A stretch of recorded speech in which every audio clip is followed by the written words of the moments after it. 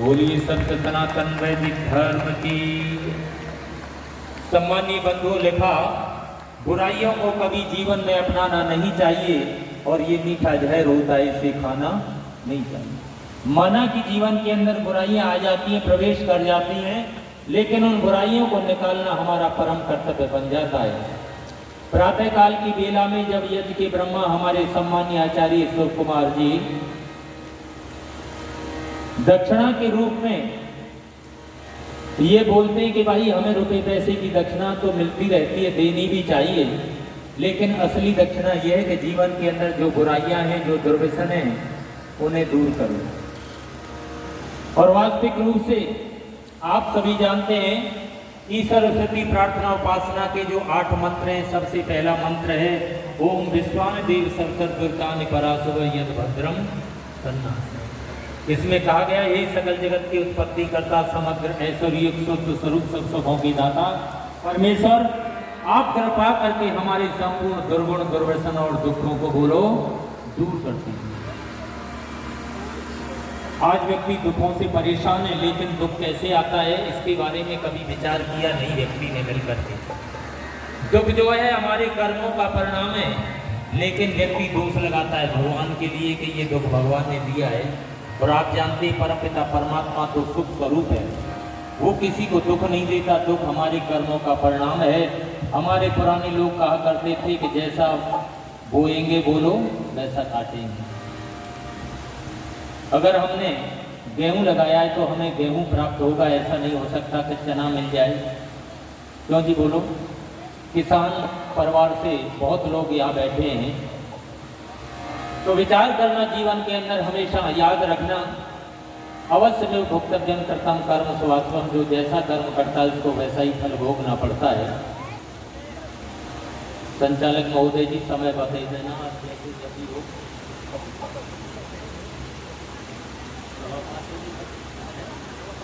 ठीक है, आप जितना कहें, हम तो 6 बजा देंगे, आप कहें कोई बात नहीं। सज्जनों बंधु आइए, ये कर्म फल व्यवस्था ऐसी है कि व्यक्ति का पीछा नहीं छोड़ती। और देखो जन्म जन्मांतर के संस्कार हमारे पास में होते हैं, और कौन सा संस्कार कब उदय हो जाए ये पता नहीं लगता। सभी विचारवान मान भाव बैठे मंच पर भी और सामने भी, इसलिए आइए कवि ने बड़े सुंदर शब्दों में लिखने का प्रयास किया। एक नौजवान लड़का अपने घर से निकला और घर से निकल करके वो लड़का जो है बस स्टैंड पर पहुंचा, और उसने सामने जाकर के बस स्टैंड पर क्या देखा, बस का इंतजार करने लगा। थोड़ी देर के बाद में सामने देखा एक बहुत बड़ी अटैची रखी हुई है। जो अटैची रखी हुई थी उसको देख करके उसके मन के अंदर कुछ ऐसे भाव पैदा होने लगे कि ये पता नहीं अटैची किसकी है, कोई भूल गया है या क्या बात है। उस अटैची के सूटकेस के पास पहुंच गया, उसको हाथ लगाया, कोई आवाज नहीं आई। जब कोई आवाज नहीं आई तो उसके मन के अंदर भावना बन गई कि कोई व्यक्ति इसे भूल गया है। सोचने लगा इसे अपने घर ले चलो, पता नहीं कितना रुपए पैसे चांदी सोना इसमें हो सकता है। उसके मन की ये कल्पना थी।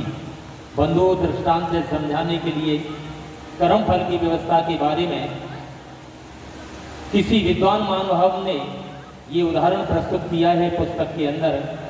कलम कर्म फल सिद्धांत नाम की एक पुस्तक है, आप पढ़ेंगे उसको पता लगेगा। तो ये लड़का उस अटैची को उठा करके अपने घर पर ले आता है, लेकिन उसकी माताजी कहने लगी, बेटा ये जो अटैची आपके हाथ में लगी है इसको खरीद के लाई हो क्या? वो लड़का कहने लगा, माताजी ये अटैची मैंने खरीदी नहीं है, ये तो मुझे बस स्टैंड पर मिली है, इसको मैं अपने घर पर ले आया हूँ।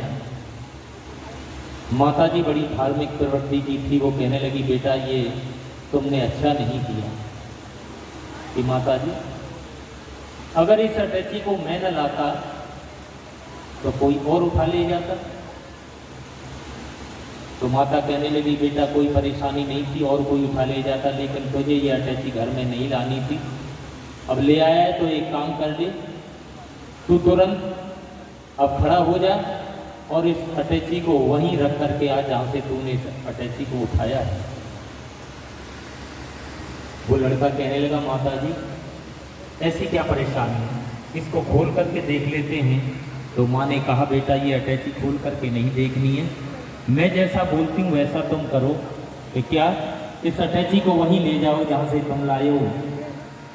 माता की बात को सुन करके वो लड़का जो अटैची को लेकर के चलने लगा। पास में रेलवे स्टेशन था। रेलवे स्टेशन पर ये लड़का पहुंच जाता है।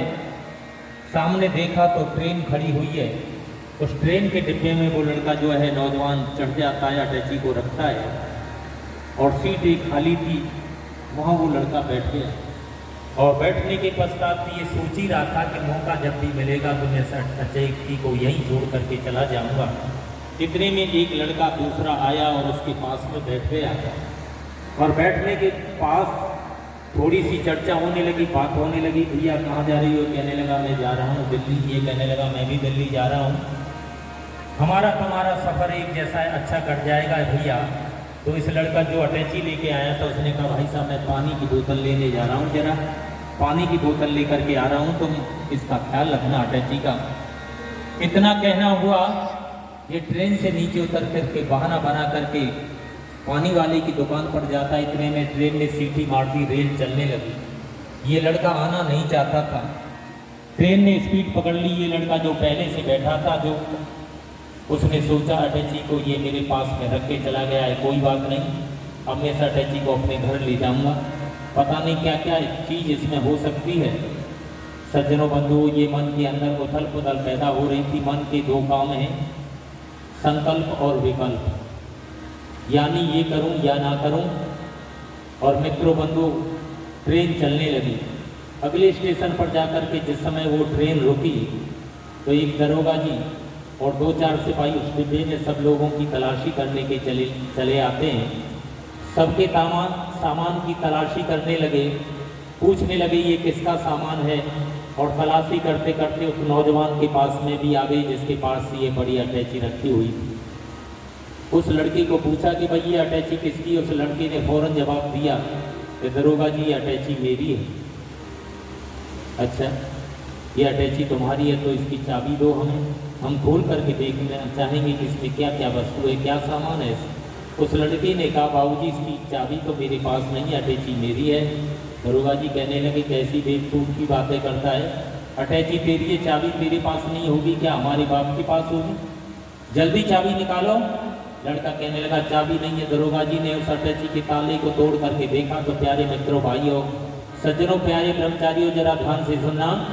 ये कथानक है समझाने के लिए। उसमें 2-3 वर्ष के बच्चे का कत्ल करके उसकी लाश रखी हुई थी। बड़ी बदबू आने लगी। दरोगा जी ने उस लड़के को पकड़ लिया, अटैची को बंद करवा करके थाने में ले आए और उस लड़के को बड़ी जोर से मारने पीटने लगे। लड़का एक ही बात कहता है, बाबूजी इस बच्चे का कत्ल मैंने नहीं किया। लेकिन दरोगा जी मानने वाले नहीं थे। दरोगा जी कहने लगे, साफ साफ बता, इस बच्चे का कत्ल तूने नहीं किया है तो ये अटैची फिर अपनी क्यों बता रहा था तू? तो वो लड़के ने एक जो बात कही है इसको जरा ध्यान से सुन लें आप सभी सज्जन महानुभाव। क्या कहने लगा, बाबूजी इस बच्चे का कत्ल तो मैंने नहीं किया है, लेकिन आज से 2 वर्ष पहले अपने पड़ोसी के बच्चे को मैंने कत्ल करके ज़मीन में दबा दिया था।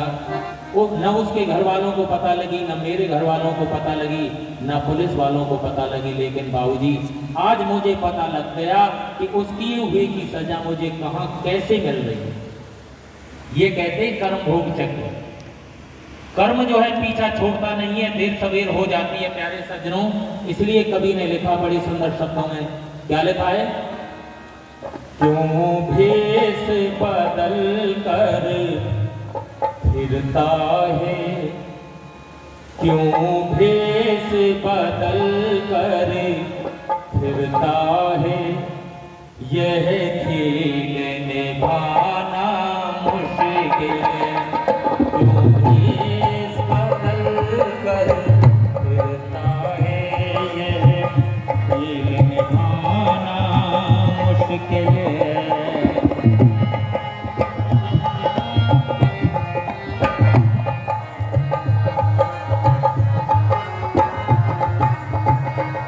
दो लाख छुपा ले दुनिया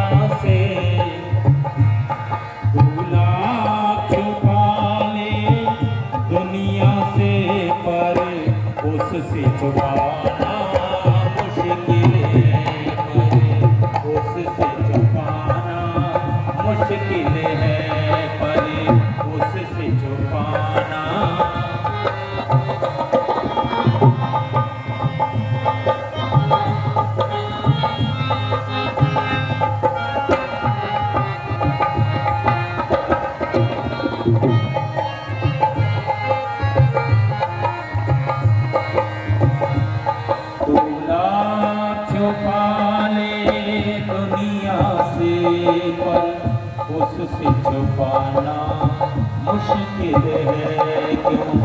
देश बदल कर फिरता है यह खेल निभाना मुश्किल है।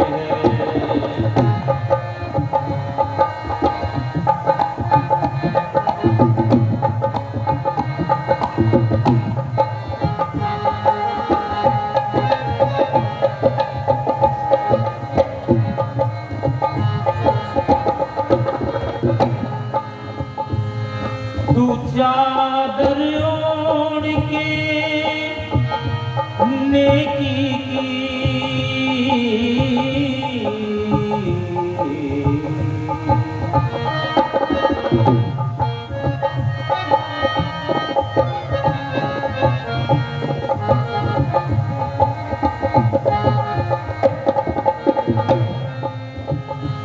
तू चादर ओढ़ के नेकी की बदियों को छुपाता फिरता है।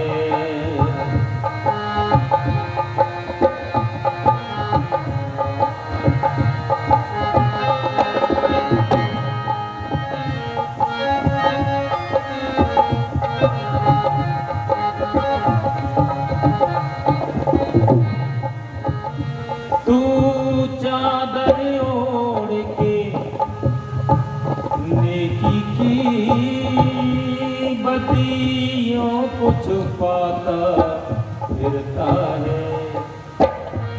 हर पाप करे तू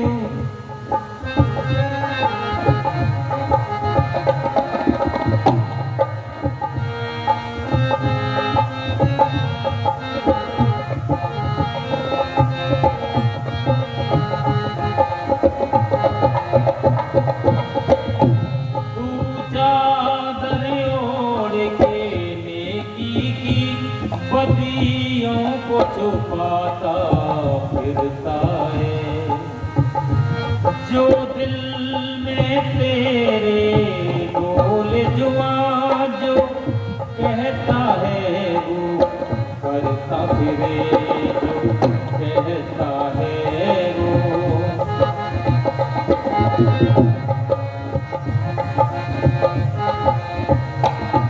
आसान यही है रास्ता तेरा, आसान यही है रास्ता तेरा, या ठोकर खाना मुश्किल है, या ठोकर खाना मुश्किल है। तो लाख छुपा ले दुनिया से, तू लाख छुपा ले दुनिया से, पर उससे छुपाना मुश्किल है, पर उससे छुपाना मुश्किल है। क्यों देश बदल कर फिरता है ये खेल निभाना।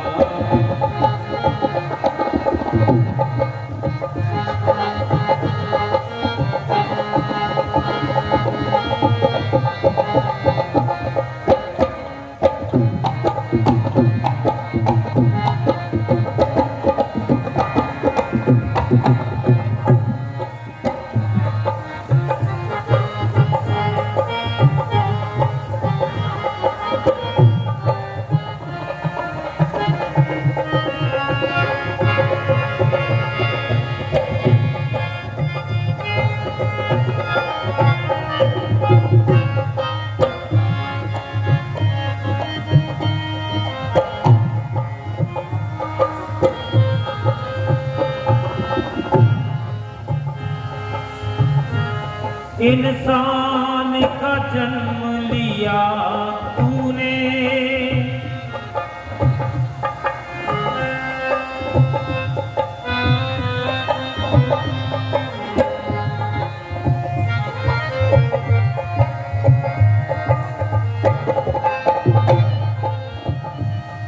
इंसान का जन्म लिया तूने,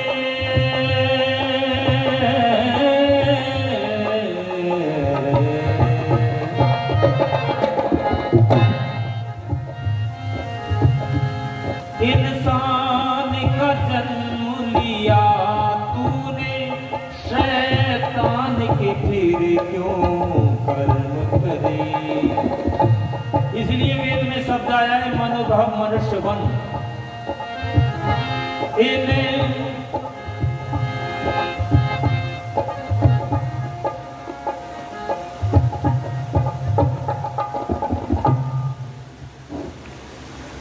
ये एक कमरे का जो उद्घाटन हुआ था वो कर रहे हैं, इसमें 2 मिनट के लिए बीच में थोड़ा सा रुकावट तो क्षमा चाहेंगे। देवीर जी थोड़ी कार्यक्रम में काफी जाती है, लेकिन आदेश है कि कोई बात नहीं, आपने बुलाया है तो हम सहन करते हैं, वरना ऐसे कार्यक्रम हम करते नहीं। 40 साल हो गए हमें प्रचार करते हुए, कम थोड़ी नहीं 40 साल। और दूसरी बात यह गुरुकुल झज्जर का स्नातक हूँ मैं। बिल्कुल मानते हैं अच्छी बात, लेकिन अब उनका कार्यक्रम बीच में चल पड़ा क्या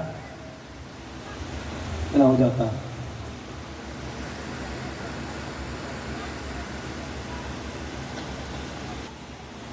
नहीं रोकूंगा, ठीक है।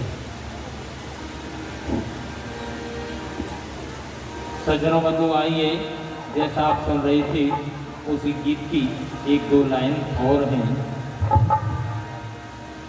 देखिए, समाज के काम दान से ही चलते हैं। चाहे दुनिया के अंदर कोई व्यक्ति कोई भी कार्यक्रम करता है तो बगैर दान के कार्य चलता नहीं है। इसलिए दान जो है सर्वोपरि माना गया है। जहाँ कहीं की धर्मशाला लोग बनवाते हैं, प्याऊ लगाते हैं, विद्यालय में कमरे इत्यादि बनवाते हैं, ये सब धर्म का कार्य है एवं परोपकार का कार्य है। ये धर्म और परोपकार का कार्य जो व्यक्ति करते रहेंगे वो यश के भागी हैं। लोग याद करेंगे। भवन अपने आप नहीं बन जाया करते, इनके लिए बड़ी उचित व्यवस्था करनी पड़ती है। कहाँ कहाँ जाना पड़ता है, कैसे कैसे धन जुटा करके लाया जाता है। बहुत सारी बातें ज़्यादा निवेदन नहीं करेंगे, इसलिए कवि ने लिखा, आइए उस गीत पर ध्यान दीजिए। क्यों भेष बदल कर फिरता है ये, खेल निभाना मुश्किल है ये, खेल निभाना मुश्किल है। तू लाख छुपा ले दुनिया से, तू लाख छुपा ले दुनिया से, पर उससे छुपाना मुश्किल है, पर उससे छुपाना मुश्किल है।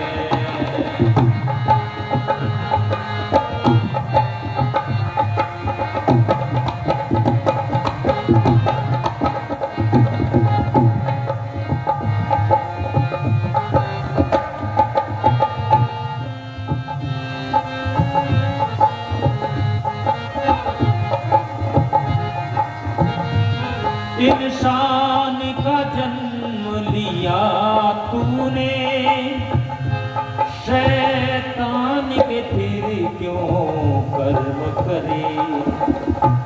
अंत में कवि ने बड़ी प्रेरणा भरे शब्द लिख दिए हैं। आर्यजन सज्जन मानव जो सामने बैठे हैं चिंतन कर लेंगे।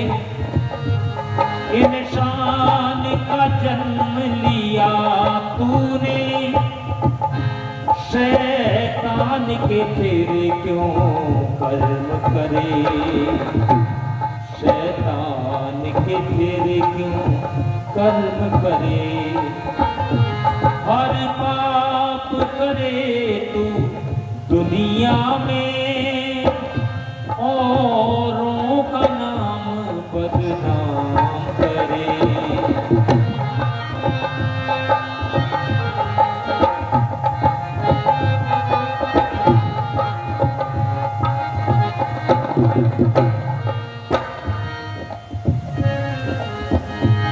हर पाप करे तू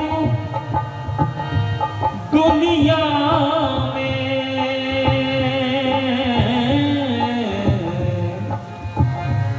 औरों का नाम बदनाम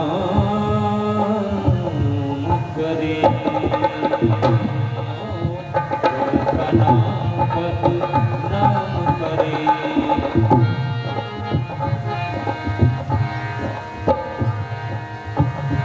इस खून के गहरे इस खून के गहरे दागों से दामन को बचाना मुश्किल है, दामन को बचाना मुश्किल है। तू लाख छुपा ले दुनिया से पर उससे छुपाना मुश्किल है।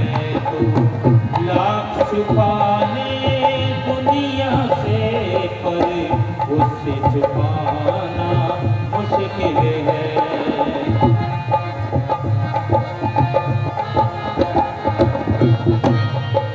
तू लाख छुपा ले दुनिया से,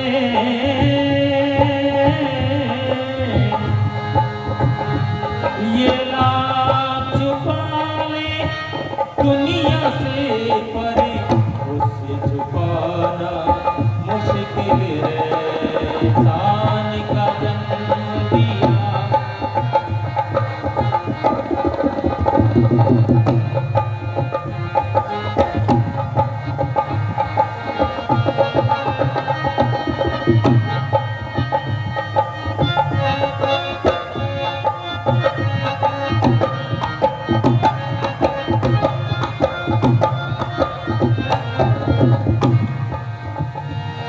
और अंतिम कवि ने लिखा, सज्जनों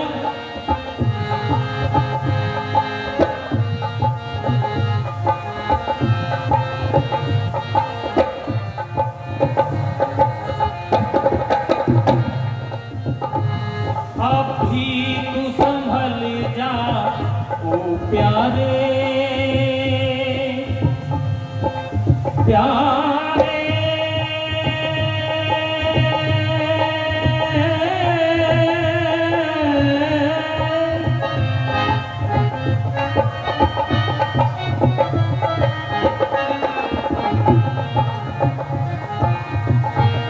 अभी तू संभल जा ओ प्यारे, जीवन को न यूं ही गंवाता जा, जीवन को न यूं ही गंवाता जा। जो दिल में तेरे बोले जो वहाँ जो कहता है वो करके दिखा, कहता है वो करके दिखा। आसान यही है रास्ता तेरा, आसान यही है रास्ता तेरा, यहाँ होकर खाना मुश्किल है, यहाँ होकर खाना मुश्किल है। तो लाख छुपा ले दुनिया से, लाख छुपा ले दुनिया से परे उससे छुपाना मुश्किल है, उससे छुपाना मुश्किल है। बोलिए संत सनातन वैदिक धर्म की। बहुत बहुत धन्यवाद उदयवीर जी का, अपना उद्बोधन दिया। क्षमा चाहूंगा कि बीच बीच में एक बार रोकना पड़ा, रुकना पड़ा, कई मजबूरियां थी। वैसे ये शोभा नहीं देता, लेकिन कई कारण होते हैं, स्पीड ब्रेकर आ जाते हैं बीच में। ज्यादा समय न लेता हुआ जैसी आगे की व्यवस्था है, अभी यज्ञ भी प्रारंभ होना है। हमारे बीच बत्रा परिवार से, बत्रा परिवार ही इस गुरुकुल की नींव है, जड़ है।